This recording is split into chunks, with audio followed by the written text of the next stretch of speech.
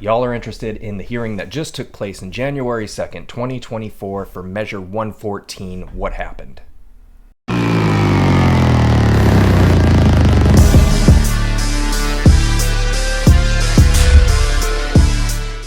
So who are the main players in this? You have Judge Raschio, who permanently blocked the measure. You've got Karen Emmergut, who at a federal level had some authority to let this pass and be maintained as a voter-approved measure.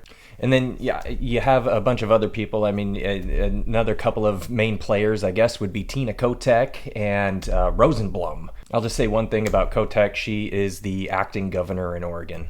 If you want to hear about Rosenblum and some of the other people, you can click up here, and I've got a ton of videos. I'm just going to kind of stream up there for you, video by video, as this video continues along. And so what does the most restrictive gun law in America consist of? Well, there's 13 parts, 13 sections involving gun ownership. First of all, as noted in some of these other videos, you would be required to obtain a permit through the police department. And now it's at the police department's discretion whether or not you are fit to own a firearm. There really is no criteria there. They get to decide what you do. And along with that, there is no resources for the police department to file through all of this. They've got no time or resources to do that for you, so you're stuck. You're not purchasing a firearm. And all of the application and the information and what they deem about you would be held in a database. You would need training, which I'm all for, and that's kind of something that I actually respected about this measure, but it shouldn't be a requirement. It's a right. It's a right to own a firearm. You would need to get fingerprints taken, which you already do in Oregon. You have to go through a pretty extensive background check. You got to get your fingerprints. Yeah. Here's another banger. You were only allowed to have 10-round magazines if this finally went through. And so this voter-approved measure by a very, very slim margin, about a percentage, went through, and then you weren't allowed to have anything above 10 rounds. So this one here, nope, wouldn't be able to do it. This one's 15. It's 15 rounder. 10 mil. Not allowed to have that. And it doesn't just restrict AR type rifles or AR type pistols. It would restrict your pistol, your firearm, that you may carry around on your person for self-defense. So now you're restricted to 10 rounds, and the bad guy's got a hideous amount because he's ready to do a lot of damage, or she, or whoever. But now you're stuck. And just as a side note, with this, this one failed miserably, thankfully, and as it should. It's completely unconstitutional. But these other ones, like Measure 2005, which I also did a video on, I'll leave a thing up there for you, was also very restrictive, and that was a House bill. It did pass. All right, and some of the main players that I did not mention earlier, the reason I didn't mention them is because we're going to be talking about them a little bit more in depth right now as some of the main players in this hearing. All right, so on this side, we have Joseph Arnold, Cliff Asmussen, Gun Owners of America, Gun Owners Foundation, and then we're against here Oregon Attorney General Ellen Rosenblum, and then the Oregon Governor Tina Kotek.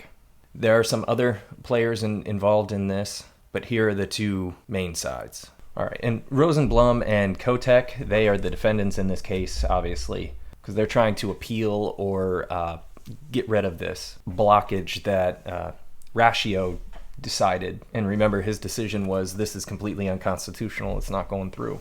All right, and here's their rationale for challenging his decision. They object to the court's finding that the Federal Bureau of Investigation will not conduct background checks. They object to the court's findings that the parties agreed that Measure 114 delays the purchase of firearms and ammunition for a minimum of 30 days. The defendants object to the court's finding that the defendants failed to present public safety evidence, which they didn't present any evidence. Defendants object to the court's findings regarding ownership of firearms, and that's obvious. That would happen. Defendants object to the court's findings that the media sensationalizes mass shootings, which if you just look at the Uniform Crime Report, you look at any statistics really, and you don't try to skew the data and you just interpret the data as is, it's obvious. Defendants object to the court's findings that almost all immigrants to the Oregon Territory had firearms. Okay. Defendants object to the court's findings that a magazine is a necessary component of a firearm. Are you kidding me? Are you serious about that? I mean, they would get mad even if you had a wheel gun. If you got a revolver and you got that spinning there, they would hate that anyway. So, it's not the magazine that they're worried about. It's your rights. They don't want you to have them. All right, so Judge Raschio heard him out, and guess what? He denied it. He's like, nope, not going to do this. He denied the motion, and it reflected his opinion letter granting a permanent injunction in the case. All right, and here's the language he used. So he opened the letter with, the Harney County Circuit Court is issuing a permanent injunction under Oregon Revised Statute 28.020, declaring 2022 ballot measure 114 unconstitutional, thereby permanently enjoining its implementation.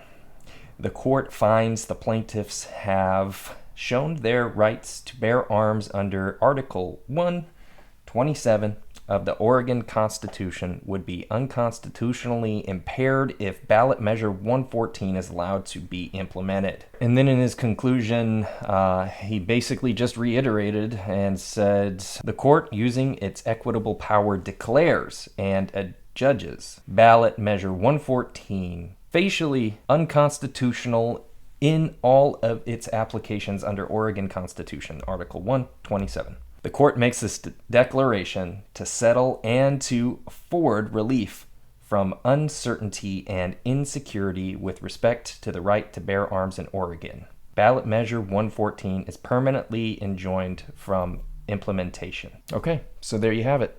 Oregonians, you got it.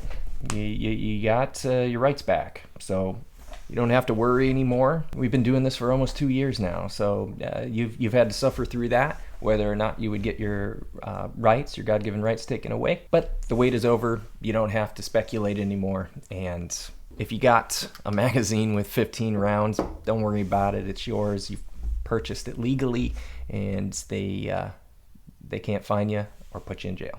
All right, so if you're tired of the riffraff in Oregon and you're like me and you're like, man, all right, Idaho's got it going on. Greater Idaho movement, it's still a thing, and we're being heard about it. So if you enjoy that concept, go ahead and pick up and purchase, if you would like, some Greater Idaho stuff. There's an even Greater Idaho merch down here, and that also includes California. So if that's your thing, how about it?